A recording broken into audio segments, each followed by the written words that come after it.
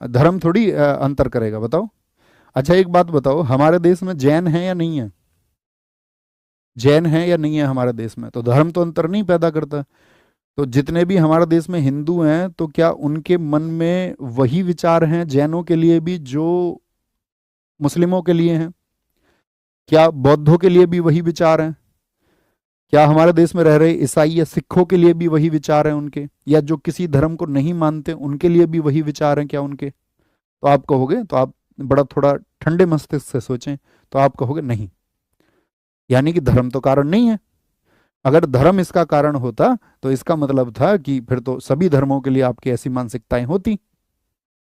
समझ पा रहे हैं मैं क्या कह रहा हूं? तो आप कहेंगे हाँ धर्म तो कारण नहीं है, तो सिर्फ धर्म तो नहीं कह सकते। तो अच्छा फिर रीजन क्या है? पहला रीजन, पहला रीजन उसको समझे। हमारे देश में मुस्लिम आक्रमणकारी आए, मुस्लिम आक्रमणकारी हमारे देश में आए, आक्रमणकारी, आप कहोगे हाँ आए हमारे देश में। मुस्लिम आक्रमणकारी जब आए, उनमें से हमने आपको बहुत अच्छे से समझाया मध्यकालीन इतिहास में कि कुछ तो ऐसे थे जिन्होंने धर्म के आधार पर शासन नहीं किया, है ना। उन्होंने अपनी जनता को आधार मान करके उसका शासन किया। अच्छे राजा बहुत सारे हुए। मध्यकालीन इतिहास आपको पढ़ना होगा, अगर आपने नहीं पढ़ा है तो। हमने आपको सब कुछ समझाया। लेकिन कुछ राजा आपने देखे होंगे जिन्होंने कट्टरपंथ के आधार पर अपना शासन किया, जिसमें से औरंगजेब प्रमुख था या नहीं था? आप कहोगे हाँ औरंगजेब इसमें प्रमुख था।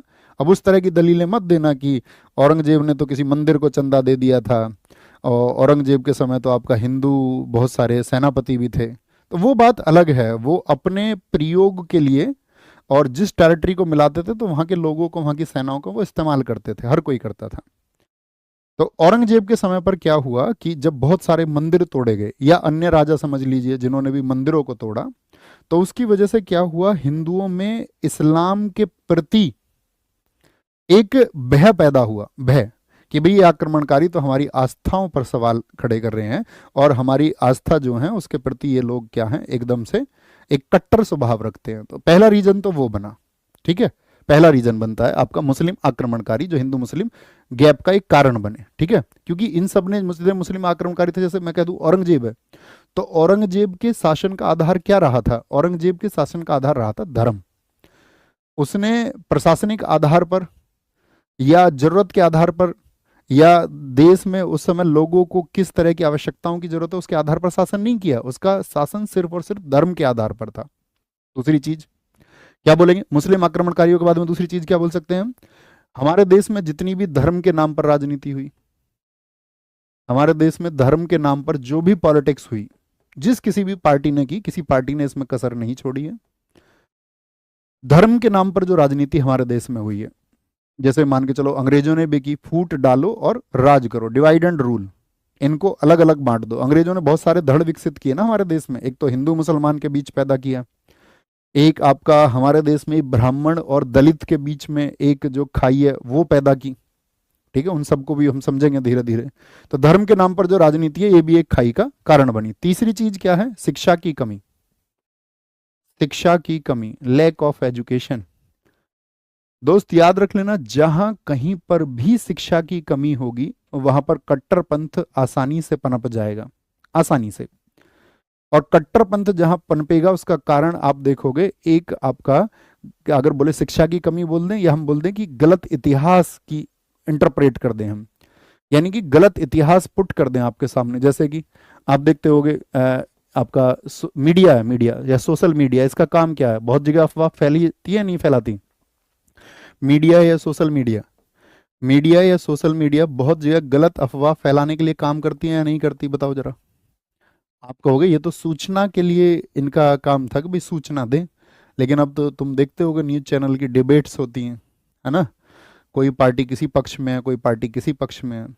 तो मेरा आपसे प्रश्न है कि सोशल मीडिया ये क्या हिंदू मुस्लिम या धर्मों के बीच में अंतर पैदा करने के लिए काम नहीं करता है? क्या उनको भड़काने का काम नहीं किया जाता? उनको इंस्टिगेट नहीं किया जाता है किसी एक पोस्ट के द्वारा, कि ऐसी पोस्ट कोई डाल दे जो किसी एक विशेष धर्म के समर्थन में हो और किसी दूसरे धर्म के खिलाफ हो, तो इंस्टिगेट किया जाता है। आप कहेंगे हाँ बहुत भड़काया जाता है। अच्छा सोशल मीडिया हो गया आपका।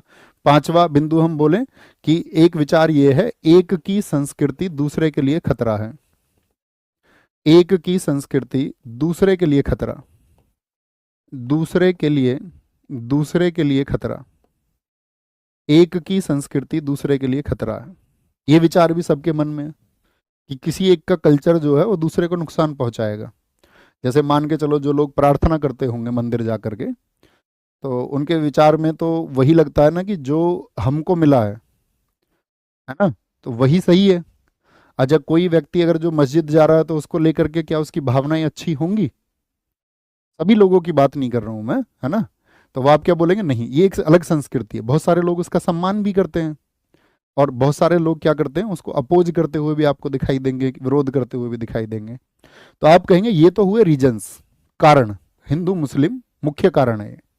हिंदू मुस्लिम खाई के मुख्य कारण क्या है? तो आप कहोगे भैया फिर सॉल्यूशन क्या है? सॉल्यूशन इसी में है, ढूंढ लीजिए सॉल्यूशन। अगर हम आपसे बात करें कि सॉल्यूशन क्या होगा, तो सॉल्यूशन क्या होगा? जैसे सबसे प्रमुख देखिए, शिक्षा की कमी, इसको दूर करना होगा, इसको दूर करना होगा। यानी कि एक सही इतिहास पुट करना होगा। हमारे देश में जो कोई भी गलत इतिहास पुट करता है उनके ऊपर कार्रवाई होनी चाहिए। कार्रवाई, कार्यवाही से मतलब है आपका सरकार को देखना चाहिए कि भाई ये जो इन्होंने बयान दिया है, कहीं ये धार्मिक भावनाओं को आहत करने वाला तो नहीं है किसी को? क्या इससे किसी भी विशेष धर्म की धार्मिक भावनाएं आहत तो नहीं होती हैं? तो उसके लिए फिर एक्शंस होने चाहिए कि भाई आप किसी भी धर्म के किसी भी व्यक्ति के लिए जो आपका मान के चलो मान्यताएं हैं या किसी की श्रद्धा है उसमें, तो उसको गलत ना बोलें। आप उसको माने ना माने ये आपका विचार है, ठीक है, अपोजिट कर दो इसको एकदम से। तो मीडिया, सोशल मीडिया, इस पर जो भी चीज है आपका, आप ये नहीं कह सकती गवर्नमेंट की गवर्नमेंट रोक नहीं लगा सकती। अब जैसे सरकार ने जितना भी मान के चलो पाकिस्तान के न्यूज चैनल थे तो अभी बैन कर दिए थे सारे, या नहीं? पाकिस्तान की न्यूज किसी हिंदुस्तानी को नहीं दिखनी चाहिए कि वहां के न्यूज चैनल क्या दिखा रहे हैं। हमारे न्यूज चैनल वाले कुछ भी दिखा दें बेशक से। तो अभी हुआ था ना, तो यानी कि गवर्नमेंट बैन कर सकती है, इतनी बात तो आप भी समझते हो कि सरकार चाहे तो फिल्टर कर सकती है, सरकार चाहे तो उसके लिए प्रोटोकॉल बना करके उस पर रोकथाम लगा सकती है। किसके हाथ में होगा? ये गवर्नमेंट के हाथ में होगा आपका, उसके लिए वो लॉ बना सकती है। पर उसमें बहुत सारे लोग होते हैं फिर कि मूल अधिकारों का हनन होगा, नहीं। जब देश की सुरक्षा की बात आती है तो देश की सुरक्षा के लिए हमेशा कोर्ट भी सही डिसीजन के पक्ष में होता है कि हाँ ये चीज देश के लिए जरूरी है। नेशन इज फर्स्ट, देश को सबसे पहले चुनना ही होगा, ठीक है। दूसरी चीज, क्या मुझे पांचवें फैक्ट को देखिए, क्या एक की संस्कृति दूसरे के लिए खतरा होती है? क्या आपकी जो मान्यताएं हैं ये बिल्कुल ऐसे ही है जैसे मान के चलिए कि आप किसी को पूजते हैं, आपका पड़ोसी किसी और की पूजा करता हो, तो क्या वह आपके लिए खतरा है? या हम सबको एक दूसरे की जो धार्मिक भावनाएं हैं उनका सम्मान करना चाहिए? मतलब सही तरीका क्या है? टिपिकल होकर नहीं सोचना है, किसी एक पक्ष में होकर के नहीं सोचना है, एकदम से न्यूट्रल होकर सोचना है। हिंदू और मुसलमान होकर सोचोगे तो फिर कुछ मतलब सोच ही नहीं पाओगे। बताएंगे तो क्या एक दूसरे के लिए नुकसान पहुंचाते हैं? आप कहेंगे नहीं, वो उनकी अपनी मान्यता है, उनको बाई बर्थ मिला है। आपको भी बाई बर्थ मिला है, मुझे भी बाई बर्थ मिला है, हम सबको बाई बर्थ जन्म से मिला है, ठीक है, जन्म से। तो आप बोलेंगे भैया ये भी खतरा नहीं है। धर्म के नाम पर जो राजनीति होती है, इसको तो तुम भली भांति ही समझते होगे, पढ़े लिखे बच्चे हैं, कि किसी चीज को इंटरप्रेट कैसे किया जाता है अपने एक वोट को हासिल करने के लिए, ठीक है। सभी पार्टीज करती हैं, ऐसा नहीं कि कोई पार्टी आप विशेष को बोल दे कि नहीं यही पार्टी करती है दूसरी नहीं करती है। हर एक पार्टी कहीं ना कहीं किसी ना किसी आपका पक्ष में अंदर उनके वो जीवित है वो विचारधारा। मुस्लिम आक्रमणकारी इसमें बयान नहीं, इसको चेंज नहीं कर सकते, ठीक है। अब ऐसा नहीं हो सकता कि भैया हिंदू आक्रमणकारी पैदा हो जाएं और इन सब चीजों को नष्ट कर दें। जैसा कि हमारे देश में एक कथन आता है, बहुत सारे लोग ये कहते हैं, मैंने देखा है, कि इस देश से मुसलमानों को भगा दो। क्या ये पॉसिबल है? मतलब या ये मैं बोलूँ कि तार्किक बात भी है ये, ऐसा हो सकता है? क्या ये पॉसिबल, संभव है क्या ये? या मान के चलो अमेरिका ये कहने लगे कल को यहाँ पर जितने भी हिंदू हैं उन सबको भगा दो यहाँ से, या दुनिया के जो देश हैं वो कुछ कहने लगे, मतलब ये तो फिर तो हिटलर वाली बात हुई ना, कि यहूदियों को पकड़ो और उनको मारो, है ना।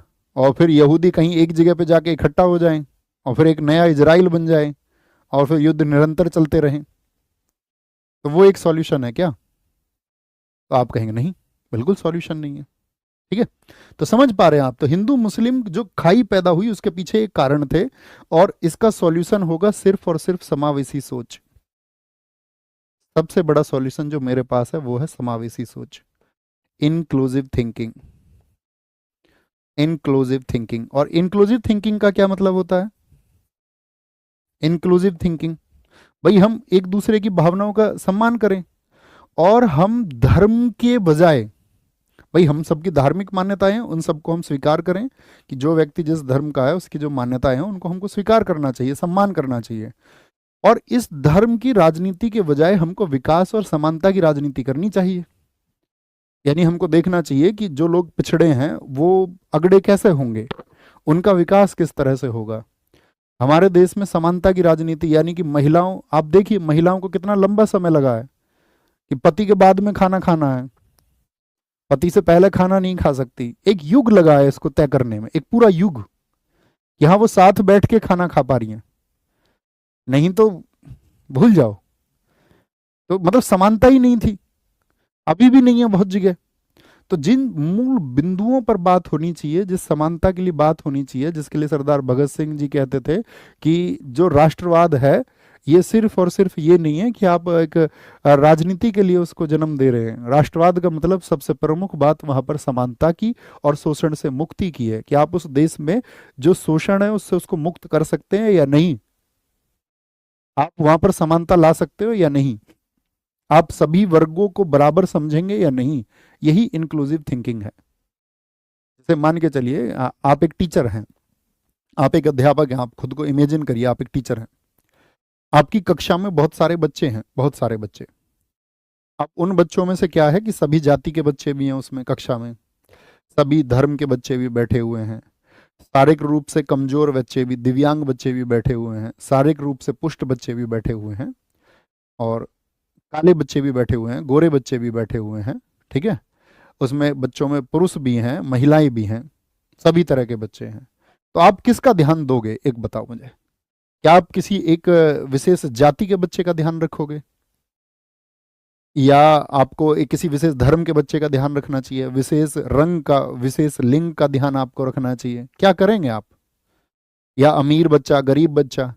तो आपको देखना पड़ेगा सभी को। क्या बोलेंगे? सभी को। जब हम सभी के बारे में समान रूप से विचार करें, यही होती है समावेशी सोच। हमारी शिक्षा भी ऐसी ही होनी चाहिए कि हमको वो प्रोवाइड कर पाए। उस इंक्लूसिव एजुकेशन की बात होनी चाहिए, उस समावेशी शिक्षा, समावेशी सोच की बात होनी चाहिए, जिसमें सभी को बराबर समझा जाए, सभी को बराबर। और अगर सभी बराबर नहीं है तो आपका प्रयास आपके जीवन में यह होना चाहिए कि ये सभी बराबर कैसे होंगे, जो नीचे है उसको ऊपर कैसे पहुंचाया जाएगा, अपलिफ्ट कैसे किया जाएगा।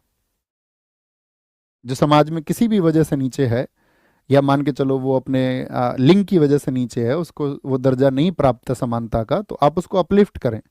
जाति की वजह से नहीं है तो अपलिफ्ट करने का काम आपको होना चाहिए कि नहीं, इस मानसिकता से हमको दूर हटना होगा। बात समझे? तो क्या बोलेंगे? समावेशी सोच इसका एक सॉल्यूशन है। तो इन्हीं सब चीजों के बारे में जब कर्जन आता है तो कर्जन क्या सोचता है? कर्जन ये नहीं सोचता है कि सॉल्यूशन क्या हो, कर्जन ने सोचा कि ये जो बीच की खाई है इसको दूर कैसे किया जाएगा। तो उसने आकर मुसलमानों से एक वादा किया हमारे देश में। उसने कहा कि मुसलमानों को बंगाल विभाजन के वे फायदे होंगे, बंगाल के पार्टीशन से उनको वो फायदा होगा जो फायदा उनको मुगल काल में भी नहीं हुआ था। यानी कि जब मुस्लिमों का शासन था तब भी मुसलमानों को जो फायदा नहीं हुआ वो बंगाल विभाजन से उनको हो जाएगा। अब जो जिस आदमी ने, जिसके अंदर शिक्षा की कमी है, उसे क्या लगेगा कि हाँ होगा? लगेगा या नहीं लगेगा? तो वो व्यक्ति वेलकम करेगा या नहीं करेगा बंगाल विभाजन का? यार जो फायदा हमें कभी नहीं मिला वो मिलने वाला है। जवाब दें आप सब लोग, तब आगे बढ़ेंगे। तो वो इसको समर्थन करेगा नहीं करेगा? ठीक है, एक अर्जन का स्टेटमेंट मैंने आपको बताया। ओके, अच्छा, इस समय पर एक लेफ्टिनेंट गवर्नर और था बंगाल में, ब्लूमफील्ड फुलर। ब्लूमफील्ड फुलर का स्टेटमेंट था कि अंग्रेजी शासन की दो पत्नियां हैं, एक हिंदू और एक मुसलमान, और उसमें से वह मुसलमान पत्नी के प्रति ज्यादा वफादार है। इस स्टेटमेंट से आप क्या समझेंगे? ब्रिटिश शासन की दो पत्नियां हैं,